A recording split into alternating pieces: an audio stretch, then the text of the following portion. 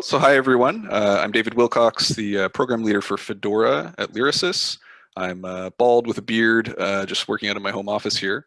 And just want to give a brief update on Fedora 6.0, and particularly focus on some of what I think are the biggest impacts and opportunities for Samvera. So as a brief recap, for those that might not be following development of Fedora 6 super closely, we really have a kind of three high-level goals for this release. One is to reduce the effort required to migrate to Fedora. This has been kind of a difficult issue in versions 4 and 5, as well as enhancing some of the long-term digital preservation features that Fedora offers. And finally, working to improve some of the performance and scale issues that have arisen, again, particularly since version 4 and 5. So the process that we're following here is pretty simple. A lot of the performance and scale issues that we encountered really are due to the mode shape persistence and storage layer that exists in versions 4 and 5. So one of the first things we've done is just to get rid of mode shape entirely and replace it with a much more simple, less complex persistence that is based on the Oxford common file layout. At the same time, we're really trying to retain alignment with the Fedora API so that clients that built on top of version 4 or 5 don't have to make major changes in order to work with version 6. And finally, we're really committed to releasing with robust migration tooling, although I think in order to support migration use cases within the Samvera community, we'll need to work a little bit more with community members to make sure those tools satisfy the use cases. So in such a brief presentation, I can't say too much about the Oxford common file layout specifically. This is kind of a one-sentence description for those that might be less familiar with it. Really, it's just a kind of an open standard for how you can lay out your files and folders on disk in such a way to be more compliant with digital preservation best practices. But there's lots more to say there. There's a link to the specification itself and the community mailing lists, et cetera, that you can certainly take a look at if you want to dive into those details.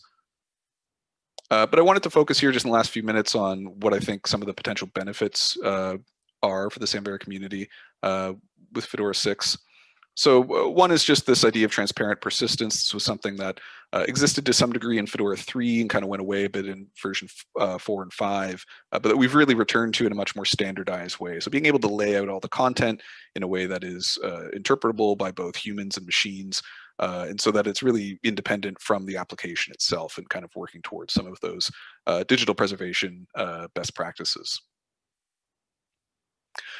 We've also done a lot of work on performance and scale. So we have a lot of work that we've done using JMeter to set up some tests and tools like Grafana for being able to do some nice dashboards to display how Fedora is performing in various regards.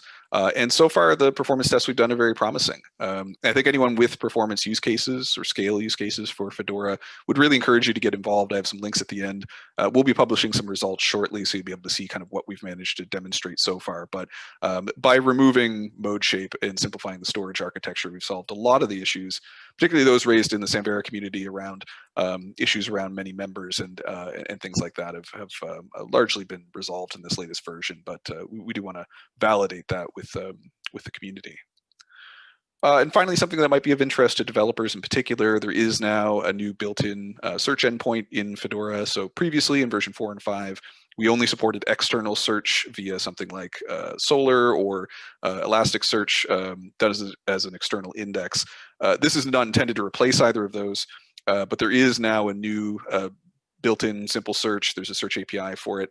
The kinds of searches you can do, we largely took from the sorts of searches that Valkyrie supports, so they should be fairly familiar. And it's just built off of an internal database, and you can choose from a variety of database technologies your preference there. So in terms of where we are with development, we're just on the cusp of putting out an alpha, and actually that alpha is very nearly a beta. It is almost feature complete itself. Running another code sprint next week. Expect to have an early or a production release early next year. So there's some links here if you want to follow along with any of the testing around the migration utilities, lots of performance and scale testing if that's of interest to you, and ways to get in touch if you want to participate that way. So that's just my contact information. If you'd like to get in touch with me and ask me any questions about this, I'm always available to chat. But otherwise, that's it. So thank you very much. Thank you, David.